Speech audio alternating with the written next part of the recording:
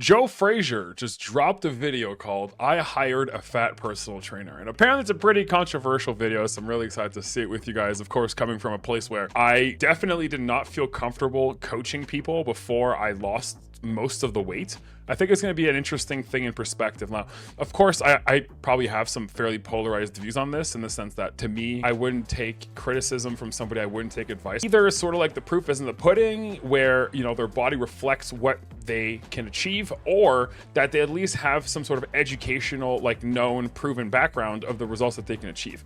I feel like a good example for this would be like somebody like let's say Honey Rambod, one of the best coaches on the planet. Dude's not walking around with a six-pack year long. But I do have to say that I would find it incredibly hard to get clients if you're not in shape in the first place. So let's just get right into it and see what this video is all about. 9, last one, all the way, 10. This personal trainer charges £50 for a session. What do you think of this? You see, when you think of a personal trainer, I assume you're imagining big muscles, toned abs, you know, just a person who's in great shape.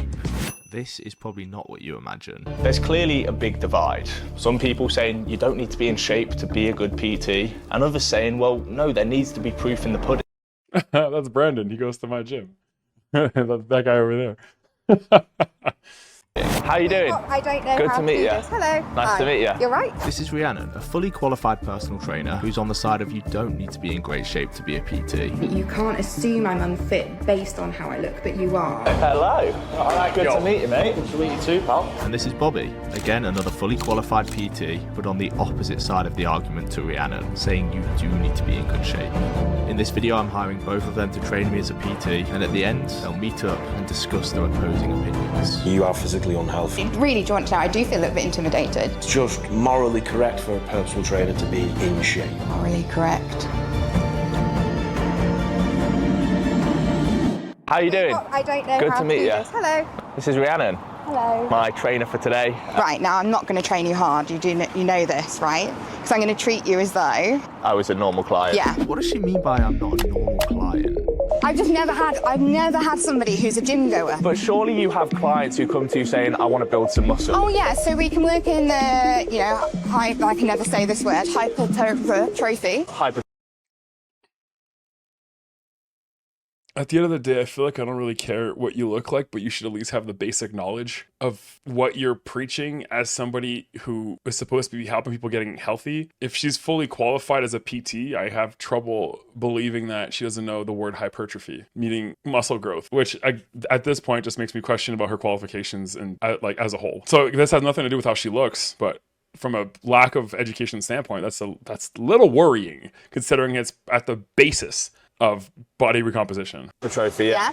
We can work in that and we can do, you know, sets, reps, all of that stuff. I can do that. But the difference is you know what you're doing, I think. Yeah. Whereas when I'm instructing, they don't know what they're doing. So this is where Rhiannon's a bit different as a PT. The clients I help are people who, they decide they want to do something, but then their anxiety is so high for whatever reason that they can't walk in the door because they don't know what then happened. I want to make it accessible for anybody to feel as though they can come. Rhiannon's goal is to get people That I actually respect because like I have a lot of clients who tell me like, oh, I don't want to start going to the gym yet because I'm too worried about people judging me and I'm too worried about the environment, and that actually makes a lot of sense, and I mean big respects for that. As long as there is a need for it, then obviously there is the potential for business. So at the end of the day, if it's a net positive what she's doing and she's not hurting anybody doing it, which maybe by the lack of the knowledge of what hypertrophy is could be a thing, but the fact that at least she reaches a different audience to make them go to the gym is definitely a net positive.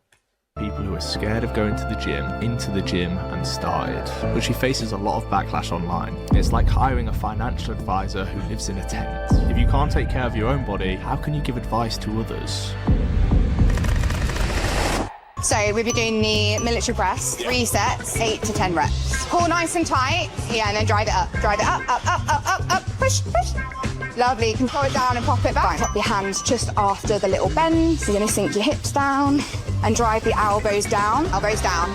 Stand with your feet like shoulder width apart, pretty much nice and strong. Yeah. Bring them in front slightly. Tilt my hands on a slight little angle. I want you to bring them up, hold at the shoulder height for like 2-3 seconds, and then lower under control. And she made sure to go over and show how each exercise was done. One thing that's definitely cool about this is the fact that, again, the audience she reaches are probably people that have walk into the gym, you have no idea what the hell they're doing. And there's a lot more people than we think that are so scared of going to the gym, or that just lack the knowledge of how to perform a good workout. So I mean, so far, this is all good. This is somebody who's helping people, and obviously nobody should really have a problem with that.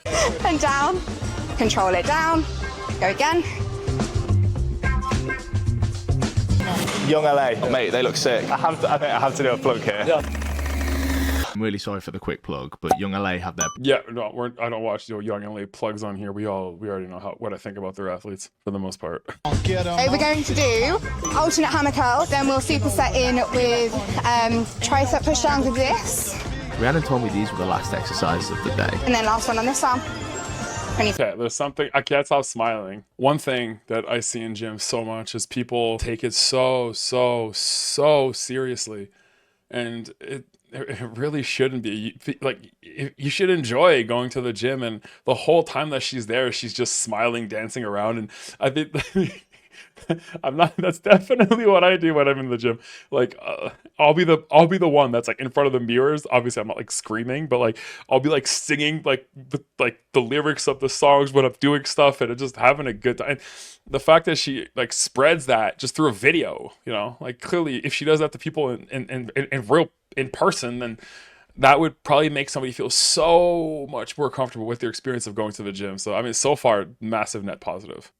18. I've definitely miscounted, but we just... I think you went from 14 to 16. Yeah, I did something.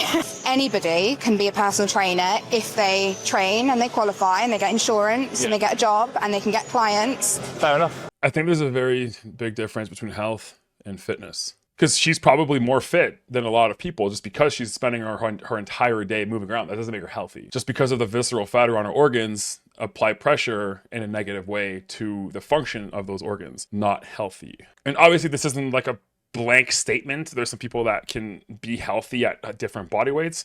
I just think that for most, it's not the case. A few days later, I headed to Liverpool. We're outside Hard Labour Gym. We're meeting Bobby, who's a personal trainer on the other side of the argument. Hello. Good to meet you, mate. Good to meet you too, pal. Bobby has been a qualified personal trainer for 3 years and charges £40 a session. That is £10 cheaper than Rhiannon. I trained with this lady yesterday. Super nice lady. What do you think of her? She's a PT.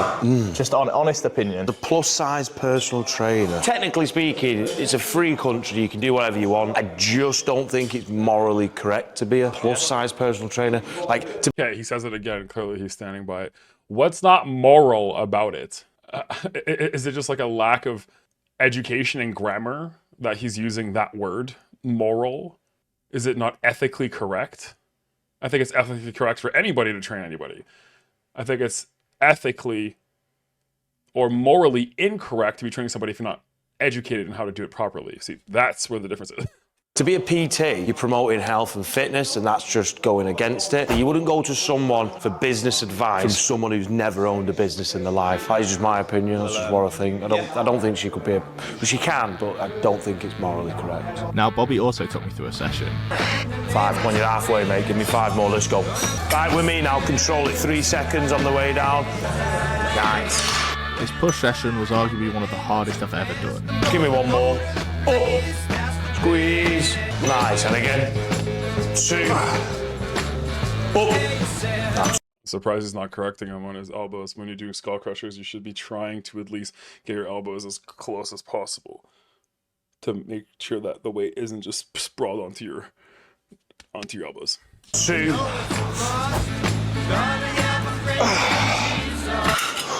Brilliant. This week I've trained with 2 different personal trainers. 2 very different personal trainers.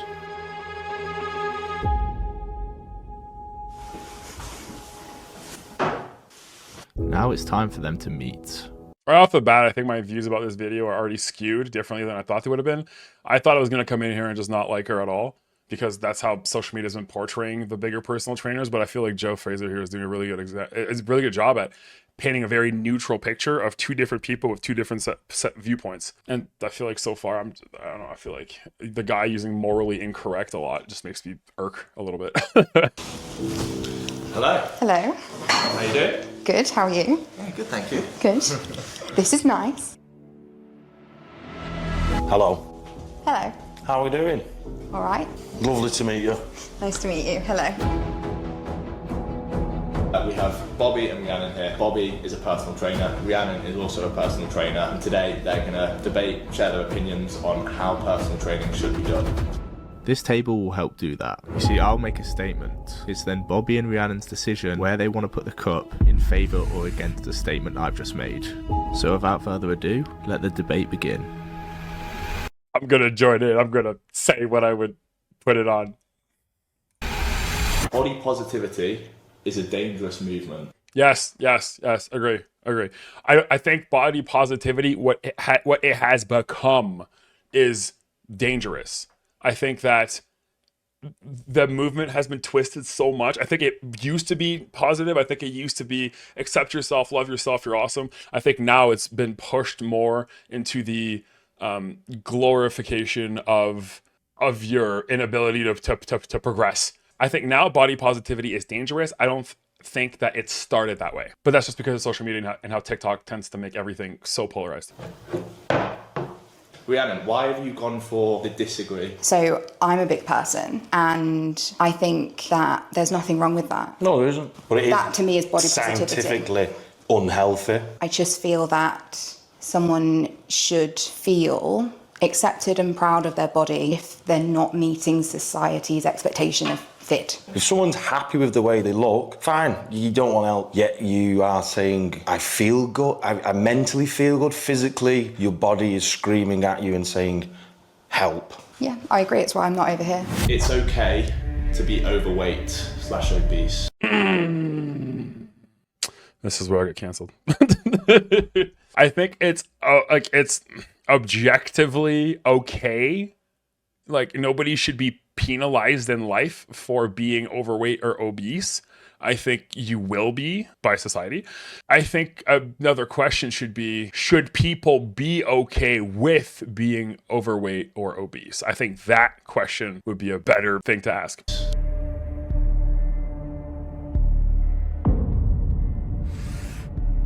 Okay. So being overweight, I obviously work with people who are overweight. They are putting themselves at risk of health scares. It's quite unhealthy. I mean, I wouldn't want someone to die. My reason for going over this side, I don't think there's anything inherently wrong with being bigger, because Also, I'm going to pause real quick and say also that the actual scales of overweight and obesity are just pretty fucked up in the BMI standards. There's a lot of room for leeway here. I think if we lived in a world that just said it was wrong, or that it's not okay to be big, I think that would be disadvantaging all the people who are big, who maybe are big for various reasons. It could be a medication, it might be mental health, it could be something that... There is no medication that actually makes you overweight, because if that was the case, then they would be prescribing it to people. Wrong. I mean, technically the word overweight is just based off the BMI scale, which would be of how much you weigh per height and all these other bullshit things. But if homie's never taken prednisone, and it showed. When I took prednisone for my Crohn's, I think I jumped up like 25 pounds in the span of like 4 days or 5 days. There's definitely medication that can skew your weight in different directions, absolutely. But I think it goes much deeper than that, because there are medication that makes storing fat a lot easier, like antidepressants. Antidepressants will usually, antidepressants are very known to increase appetite, to reduce your NEAT. And because they alter the serotonin pathways that regulate cravings, your cravings can go absolutely insane. Plus the fact that they can also play with your insulin sensitivity. And then like the antipsychotics, corticosteroids, kind of like what I said about the prednisone earlier, like insulin or insulin stimulating drugs can definitely have a way to play with your fat storage. Beta blockers can as well. Beta blockers can by actually lowering your metabolism and reducing the exercise heart rates, which makes it harder to burn fat. Birth control 100% women have been struggling with this one forever, because just like the strong amount of prednisone, the strong presence of prednisone can just slow down your metabolism. And like there's a bunch of other ones. So there's a bit of lack of education on both sides of this table here. And that's what's a little concerning to me, I guess. Who have anorexia, and that'd be solved tomorrow. But there are side effects of medication that can lead to people. Yeah. Are you a pharmacist? No, I'm a personal trainer. Yeah. The way you become overweight is indulging into calories more than you're burning in a day. Indulging makes it sound like someone is enjoying. Do you mean it to have that? No, not necessarily. Not a lot of people enjoy the calories. I have a lot of clients I work with, and they will eat because of problems they've got at home, relationships and things. So when they come to me to lose weight, I will try and wrap my head around why they might be that way. Okay, let's. This will lead on to a question. So let's go back. Being overweight is a choice. That's always a good one. Pretty sure. I think in the Jesse James West video, I said being overweight is a choice, yes, but it's not black and white. I think there's so many factors that come into play that blanket statement saying that it's a choice and that it's only a choice would be so categorically wrong, which is why I would say that being overweight is a choice. Agree, but I would not strongly agree. Overweight is a choice.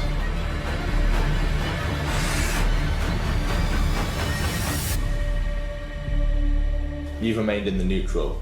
Why is that? Because I don't know what goes on in anyone else's head, so I'll talk about myself. Yeah. I don't choose to be this weight. I don't wake up every day and think I choose this to be like this. I don't wake up every day though and choose to eat in a calorie deficit. So I think I'm neutral because the reason I am the way I am is because of my mental health, and I don't choose my mental health. If something's affecting your mental health, you can't control that. What you can control though is what you eat. However, it might be hard. There might be times in your day where it is hard to control that, but you definitely can have the choice of whether you want to eat or be in a calorie deficit. I disagree.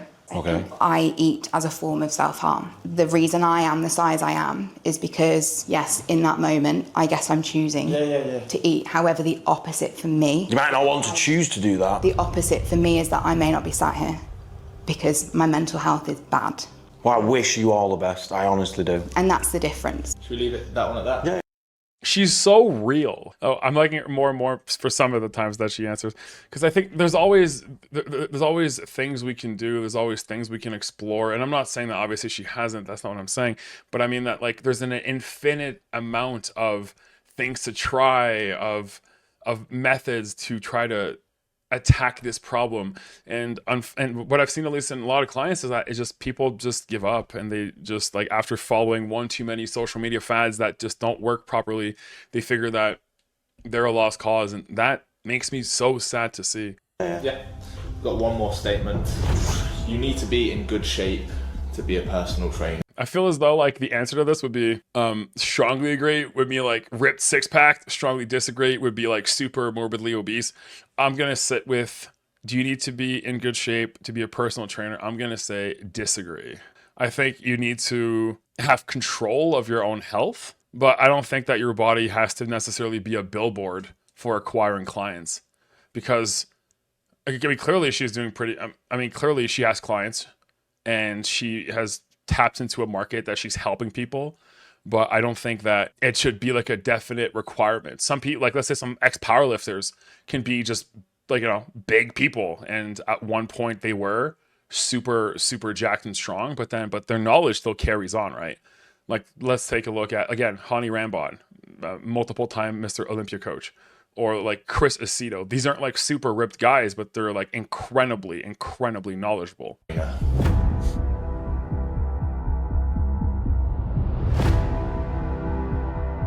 So not necessarily, you don't need to be in like top tier shape to be a personal trainer.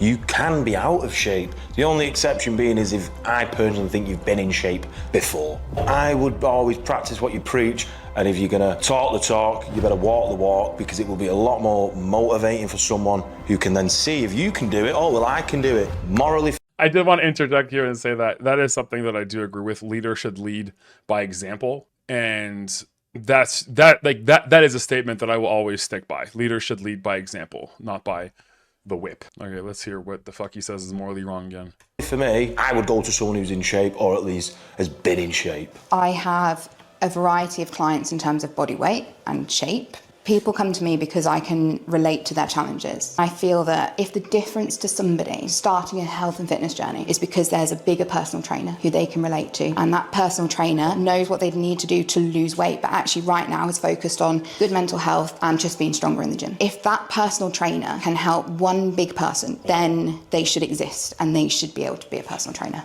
Fucking mic drop. Yes, that was perfect.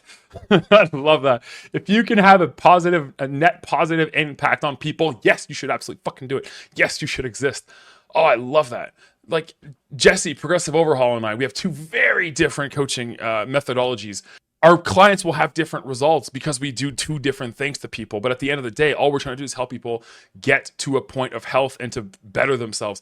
Some people that, let's say, go to Jesse are people that need a lot more mental health like support versus people that come to me want to get their asses kicked in the gym or in the kitchen, right? So it's very different, the type of approach people take, and having someone that relates to you is more important than anything else, I believe, in this field.